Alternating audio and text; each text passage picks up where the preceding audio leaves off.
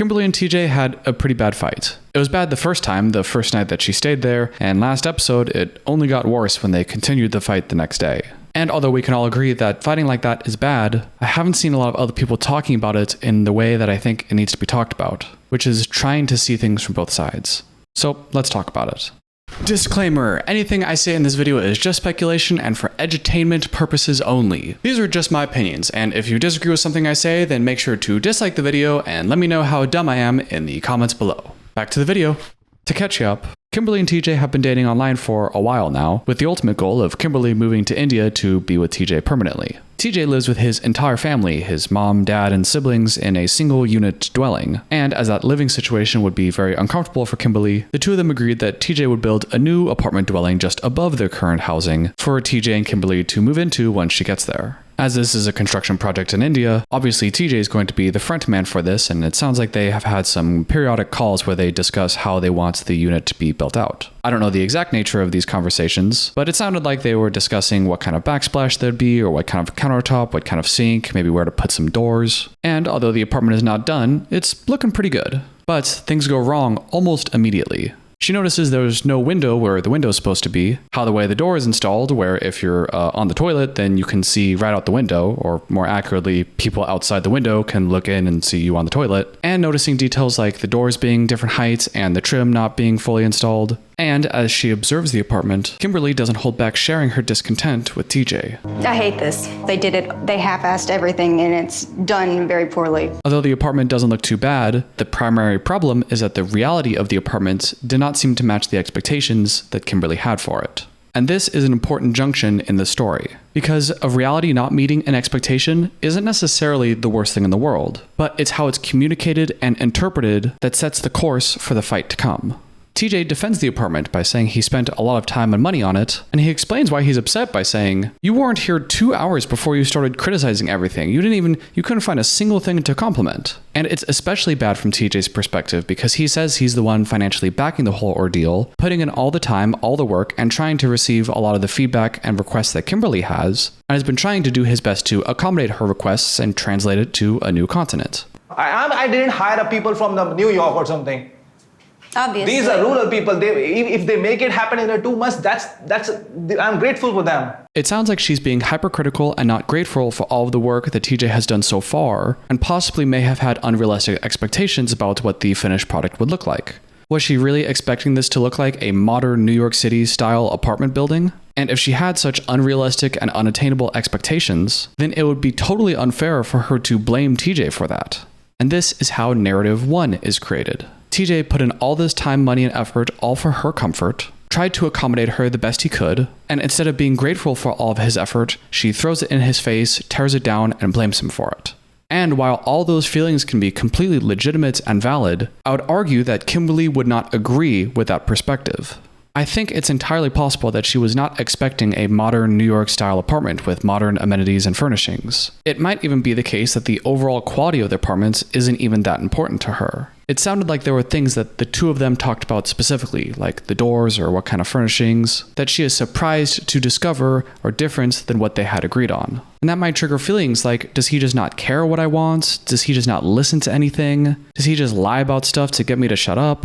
And it's those thoughts that might be triggering traumas in her. What if as a kid your dad always forgot your birthday? Or he kept telling you he was going to get you that really cool Cabbage Patch doll that you really wanted for Christmas, only for the day to finally come around and he gives you some coupon to McDonald's. Or you're 17 and you've had a long history of your parents either forgetting you exist or just not really caring about what you say and want. And then you find a partner who love bombs you all the time and talks about how amazing you are and how he's going to do everything that you'll ever want, only for when push comes to shove and you actually need them to do something, that they drop the ball and abandon you. You could understand how a lot of these events can make you think, people just don't care about me. They don't care how I feel. They don't listen to me. It's like I don't exist. And every time I find someone who says they'll take care of me, they always end up abandoning me.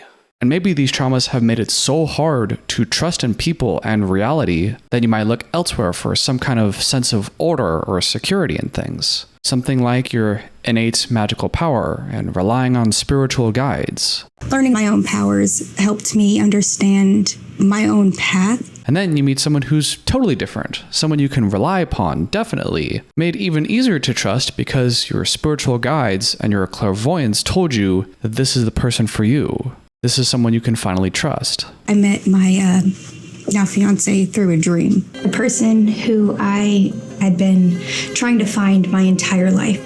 And you go along with it, and you talk about what kind of apartment you're going to build together. When you finally see it, it doesn't match the expectations. It doesn't need to be a New York-style apartment, but I need to feel like my partner listens to me, like they're actually reliable, like I won't be ignored and forgotten and uncared about like I was so many times before. I need to know that I'm safe here. I thought we weren't putting a door here. It has that lip that I asked you not to put. But you didn't bring any of the things that actually mattered to me. You didn't bring any toilet paper over here. I don't feel like I've been supported or heard, period. The vision that I wanted for the apartment just was ignored. This is just one example of me not being heard in our relationship. It could be that she's seeing TJ as the person who doesn't care about her, who never cares about her feelings, doesn't pay attention to her, and has hurt her so many times in the past. And if she did have traumas around that, and this was a very triggering moment for her, we know that one way people respond to those triggers is to go on the attack, to protect themselves from the person that, in the moment, they think is the person that can hurt them. And I think it's that sort of self-preservation, attack-triggered mode that we're seeing in these fights.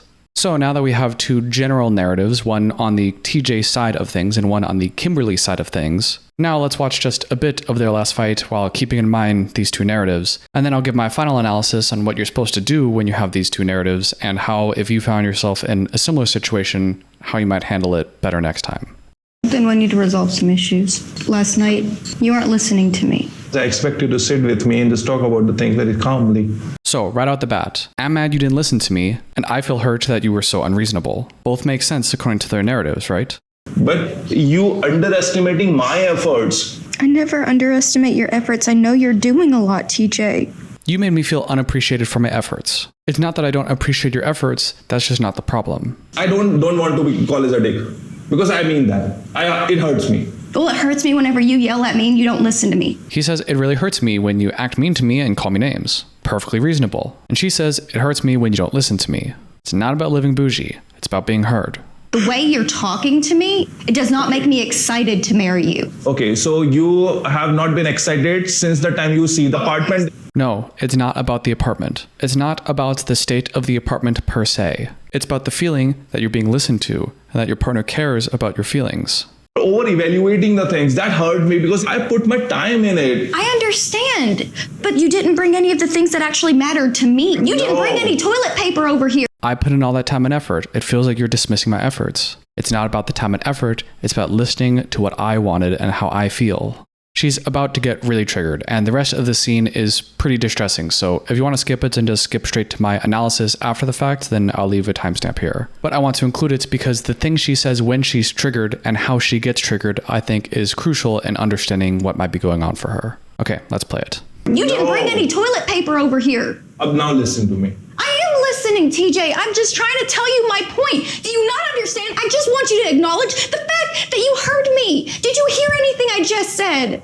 If you listen to me, then I answer. No, it's not if you listen to me, TJ. I'm trying to just say, will you please just say yes, I understand. Maybe you wanted some toilet paper here. Can you just say I understand? And I'm just asking you to say you heard me, and you will not do it. Why won't you just say that you heard me? It gets me emotional because they're both in a lot of pain right now. It's clear how much pain Kimberly is in when she escalates so strongly, like she just needs to feel something but just can't and is at the end of her rope. And although we don't see as much affect from TJ in that moment, this is the partner that he wants to be with that is appearing incredibly unreasonable in the moment and screaming at him. And that can be very scary and frustrating and hurtful and everything for TJ too. And that's why I'm trying to approach this topic with respect and trying to understand both sides. I may not get it right. I just want people to keep an open mind and try to understand each other or yourself and try to heal from your traumas. So, that being said, when she's at her peak triggered, she's pleading with him to acknowledge how she feels and how he hurt her. And it seemed like the moment of no return for her was when she was trying to explain how she felt, and TJ said, "Now listen to me." It's not unreasonable on the surface, but if her trauma is around not being heard or considered, and she's trying to keep it cool and trying to explain how she feels, then we could understand how a comment like, "Now listen to me," can trigger her like that. So, we've talked about the fight, we've talked about the two narratives, but there's one thing I've left out until now. Which narrative is right? That's the thing. They're both right. It's very easy to empathize with TJ's situation. I think any of us in his shoes would be equally or more mad. But it's much harder to empathize with Kimberly's position because she just appears and presents so unreasonable and needlessly hurtful. But for the TJs of the world, if you're really committed to making a relationship work and your partner might have some issues that look something like this, then of course you can feel hurt and scared and misunderstood and all of those things. But hopefully with the right support and experience, you can say to yourself, this doesn't feel like Kimberly to me.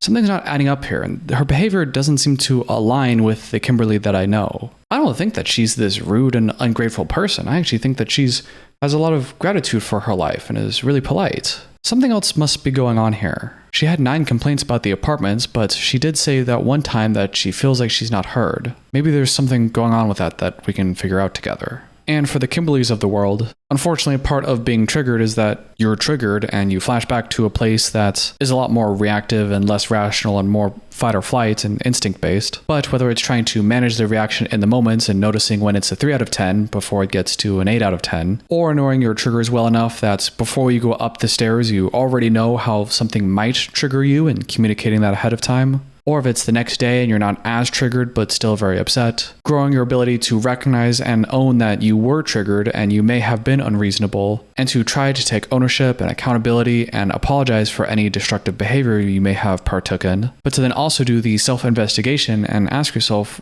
okay, I was triggered, what was triggering me? I guess this reminds me of how I felt when I was 16 and with this partner that always made me feel this way. I guess it really wasn't about the apartments. It was about feeling heard. And maybe after I apologize for how hurtful I was being, I could be more direct about the core need that I have that's being unmet and see if we can work on healing that together. Obviously, none of the advice I just gave is easy, and I'm not a therapist or professional, so don't mistake this for actual clinical help. If you are in this situation, you probably need therapy, and you should get it, whether it's individual or couple therapy. Kimberly's behavior would obviously be very hurtful to anyone, and nothing I've said in this video justifies her behavior, or says it's okay, or excuses it, or anything like that. I know I'm still going to get comments accusing me of enabling abusers and normalizing abusive behavior, and I'm sorry to anyone who watches this video and walks away with that message, because that's not at all what I'm trying to do. Although, if you've watched this far, you probably don't think I'm doing that. At least I hope not. I just feel a bit uncomfortable sitting idly by when the majority of the discourse around certain individuals or couples is entirely based around how stupid and crazy and narcissistic and abusive everyone is, without seeing anyone really trying to understand where the behavior might be coming from. So I hope you've enjoyed this deeper dive into Kimberly's behavior and an exploration of the traumas that might be causing it. I'm really hoping that in the next few episodes we might see some scenes where they're both more level-headed, especially Kimberly, and perhaps if she's able to identify the core issue and maybe they can come together around that. You never know how much of the fights could be caused from all the traveling stress and the stress of everything just being so new, and hopefully after a week or two the two of them can settle down and have a more peaceful relationship. Thanks for watching the video, and let me know in the comments below what you thought of the video and what your analysis is. And let me know if there are any other couples from before the 90 days, the other way, whatever the other show is that you think I should cover. And until next time, make sure to hit subscribe, like the video, ring the bell for notifications, and every comment helps the algorithm. Thank you, and I'll see you in the next one.